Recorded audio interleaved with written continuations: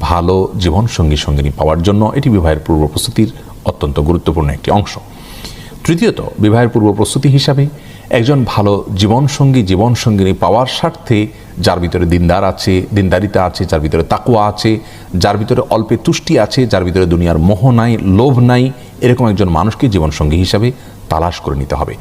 আজকাল আমরা প্রত্যেকটা মানুষ, নারী হোক পুরুষ হোক, বিবাহের ক্ষেত্রে আমরা চেষ্টা করি, ছেলেরা চান শুধুমাত্র রূপ এবং লাবণ্য যেন থাকে, সে বিষয়টিকে প্রাধান্য দেন। আবার মেয়েরা দেখা যায় যে পুরুষদের অর্থকড়িকে সবচেয়ে বেশি গুরুত্বের সাথে দেখেন। অথচ রাসূল করিম সাল্লাল্লাহু আলাইহি ওয়াসাল্লাম আমাদেরকে বলেছেন, ফাসফার বিজাতিদ দ্বীন, বিবাহের ক্ষেত্রে জীবনসঙ্গিনীর দিনদারিতাকে তুমি গুরুত্বের সাথে দেখবে এবং দিনদার জীবনসঙ্গিনী পেয়ে তুমি জেতার চেষ্টা করবে, কারণ সেটাই প্রকৃত সুখ এবং সেটাই প্রকৃত সমৃদ্ধি।